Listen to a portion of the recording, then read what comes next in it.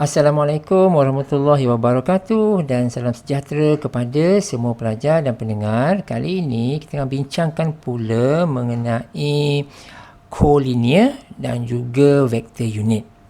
Okey, baik. Kolinear tu apa? Kolinear ini, okey, contohnya macam ni ya. Jika kita diberi 3 titik, ya, 3 titik tersebut digelar kolinear jika ia terletak pada garis yang sama. Boleh? So, jadi macam mana dia punya representation dia? So, jika A, B dan C adalah titik-titik tersebut, maka ia boleh diungkap sebagai yang berikut. Sama ada AB sama dengan KBC ataupun AB sama dengan KAC. Boleh? So, jadi bila kita nak ungkapkan dia, kita nak tunjukkan dia sebagai satu kolinear, kena ingat kita boleh hubungkan di antara titik berkenaan sama ada A ataupun B ini. So, it depends pada situation. Okay, now kita lihat contoh kat sini. Kita lihat kat sini ya, contoh ni. Kita ada 4 titik kat sini, A, B, C dan D adalah 4 titik. Lepas tu dia bagi syarat dekat sini, dia bagi info kat sini, vektor AB sama dengan 3B, AC sama dengan 6B tolak 3A. Lepas tu ada AD sama dengan 3A. Tunjukkan bahawa BC dan D adalah kolinear. Jadi dekat sini kita boleh buat macam ni ya. Kita boleh melihat, kita boleh cari vektor BC dulu. Lepas tu cari vektor CD. So kita nak lihat ada hubungan tak di antara vektor BC dengan CD. Dalam bentuk inilah. Dalam bentuk sama ada ini ataupun ini. So pasti ada satu nilai dekat situ. So kalau ada bentuk yang macam ni, maka kita boleh katakan dia adalah kolinear. Cuma dekat soalan dekat sini, kita kena aware ya, dekat sini kalau kita perhatikan A tersebut adalah dia punya initial point. Nampak tak? Ini AB, ini AC, ini adalah AD. Dia macam ni lah. Dia macam kalau kita diberi OB sama dengan 3B, OC sama dengan 6B tolak 3A, OD sama dengan 3A. Ya, so kita akan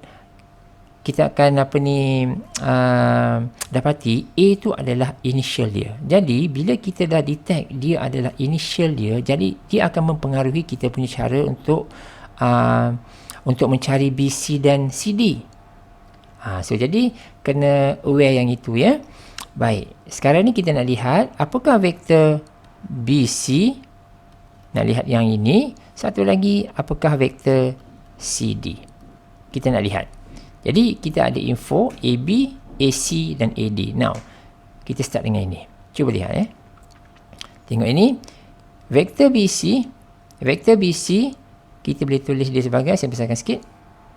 Vektor BC, kita boleh tulis dia sebagai BA tambah AC. Okey. So, nampak tak kenapa saya sebutkan tadi A tu sebenarnya kita boleh katakan dia sebagai titik initial kita. Ya, titik rujukan kita. Right? BA tambah AC. Itu adalah vektor BC. Ini ya, vektor BC ya. Ini vektor BC. So, jadi info yang kita ada, kita tak diberi BA, tapi kita diberi AB. Ya, vektor AB 3B. So, kalau vektor BA, maka kita kena letak tandaan negatif. Sebab itu kita dapat negatif AB dekat sini. Boleh? Now, apabila kita dah ada semua info, yang ini dah ada info yang ini, dah ada info yang ini, kita masukkan semua nilai tersebut, dia akan end up dengan jawapan 3B tolak 3A. Yang ini satu. Yang kedua, bila kita nak dapatkan vektor CD, seperti biasa proses dia, kita akan tulis CA tambah AD. Ya, CA tambah AD, tetapi CA tidak diberi. Yang diberi adalah AC, iaitu 6B tolak 3A. Maka jika CA, kita kena letak tandaan negatif dekat situ. Dan apabila kita dah ada info yang ini, dah ada info yang ini, kita substitutekan everything, maka kita akan dapati ini adalah jawapan dia. Nampak tak? CD sama dengan negatif 2, 3B tolak 3A. Dan kalau kita perhatikan dekat sini, kalau kita work out from here, saya tandakan star dekat sini. Star kat sini, star sini. Jadi kita akan dapati CD adalah sama dengan negatif 2. Negatif 2. Ini apa ni? Ini adalah BC kan? Ini adalah 2BC. Nampak tak? Maka kita dah boleh dapat hubungan. Sama ada kita buat macam ini ataupun kita manipulate sikit, kita dapati BC adalah sama dengan negatif 1/2 CD. Okey? Dia sama dengan inilah. So, jadi itu menunjukkan dia adalah kolinear. Ya? BCD adalah kolinear. Boleh? Okey, itu satu contoh lah ya. Untuk menunjukkan dia adalah kolinear. Okey, benda yang kedua kita nak belajar adalah vektor unit. Ya? Unit vektor. Vektor unit tu apa? Vektor unit tu adalah suatu vektor, ya, sebarang vektor ya, suatu vektor dengan panjang dia satu. Ya, suatu vektor dengan panjang dia satu. Baik, cuba lihat statement yang kedua ini. Dia kata, jika V adalah vektor unit, maka vektor unit searah dengan V adalah berikut. Okey, situasi dia macam ni. Kita diberi satu vektor katakan. Sebagai contoh ya, dia ada dua situasi tau. Okey, let's say ini adalah satu vektor. Satu vektor ya. Satu vektor. Baik. Vektor unit tu dia boleh macam ni. Sama ada, saya buat colour biru kat sini untuk mudahkan. Vektor unit tu sama ada satu vektor yang selari dengan vektor yang asal tu, katakan macam ni. Ini. Ataupun dia boleh pada vektor yang dia ni. Pada vektor tu sendiri. Macam ni. Nampak? Okey. Kalau ini adalah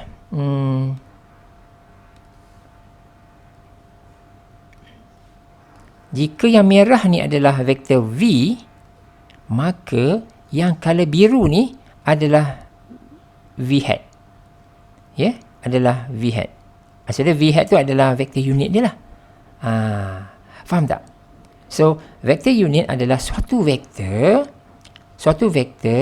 dengan panjang dia satu. So, jika kita diberi satu vektor V katakan, maka vektor unit tu adalah yang ini. Yang ini.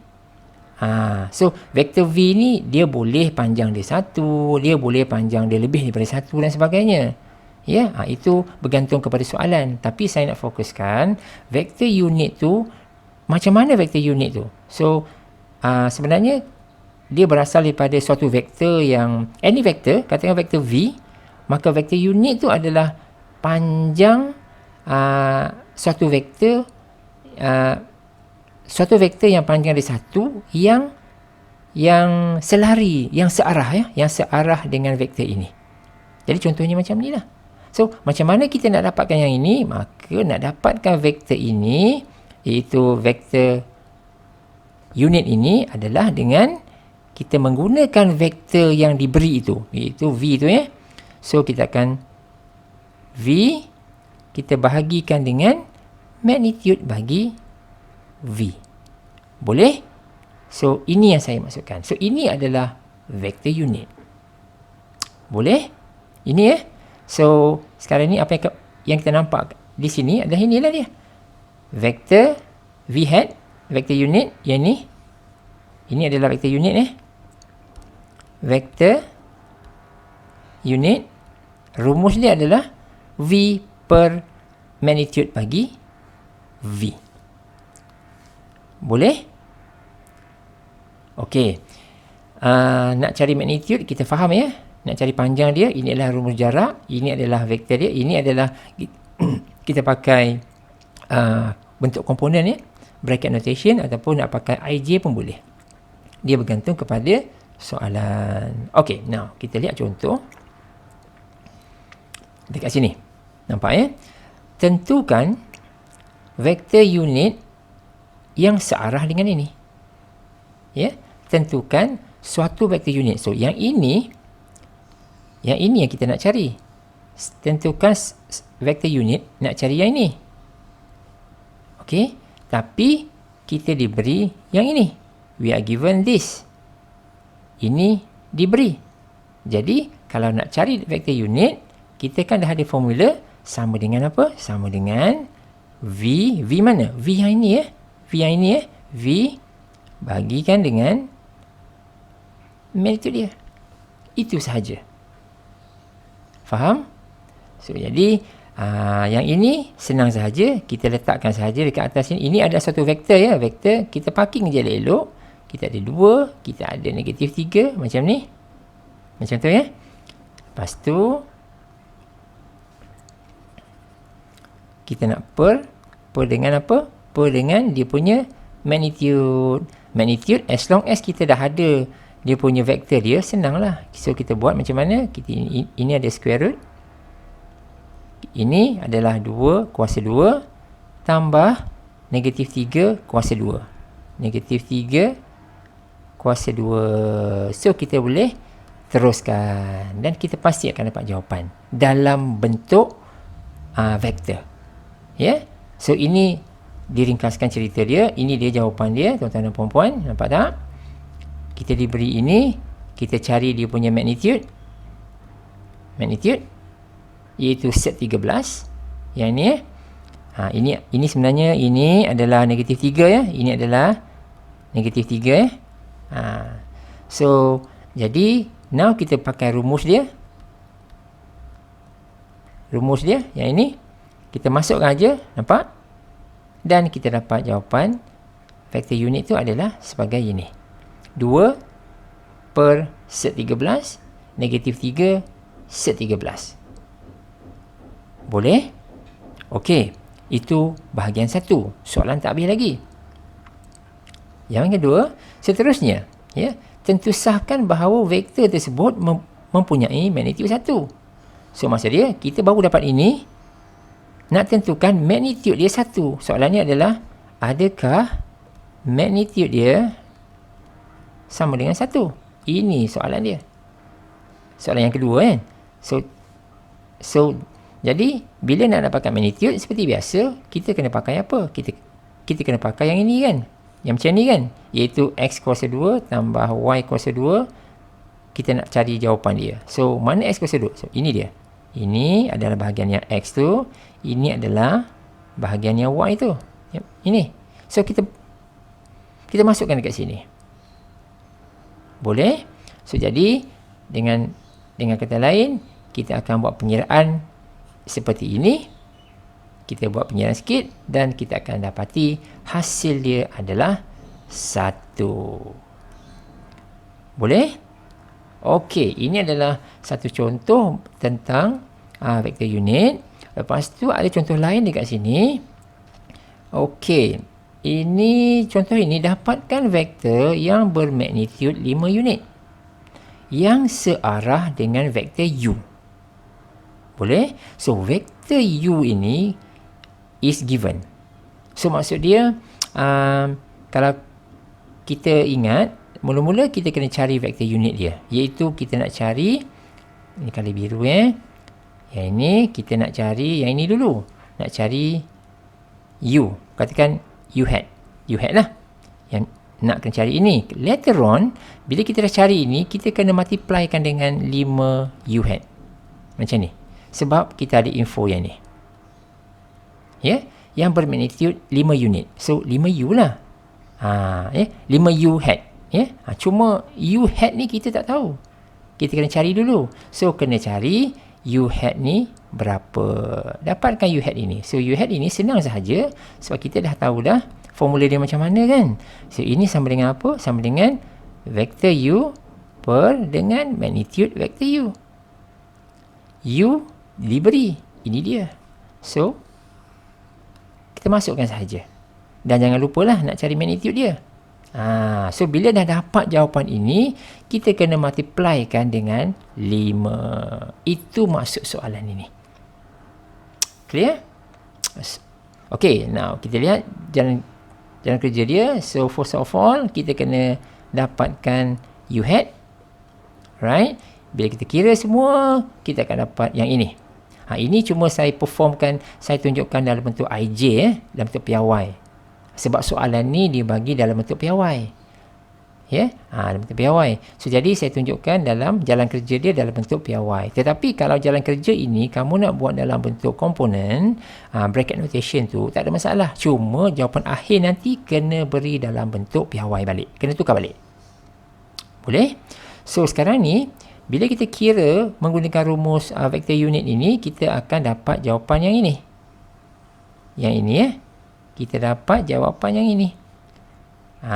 Yang ini. Tapi ini bukan jawapan terakhir. Sebab what we need to do is kita kena multiply dengan 5. Kena multiply dengan 5, maka kita darabkanlah dengan 5 dekat sini. Boleh? So, bila kita darabkan dengan 5, so kita darabkan sahaja. 5 kali 2, 5 kali 3. So, dapat negatif 10 dengan 15. So, ini adalah jawapan dia. Boleh? Okay guys, so saya rasa untuk kali ini kita ada bincang sedikit mengenai collinear dan juga vector unit. So, saya stop dulu sampai sini. Kita akan sambung pada video yang akan datang. Thanks for watching. See you in the next video.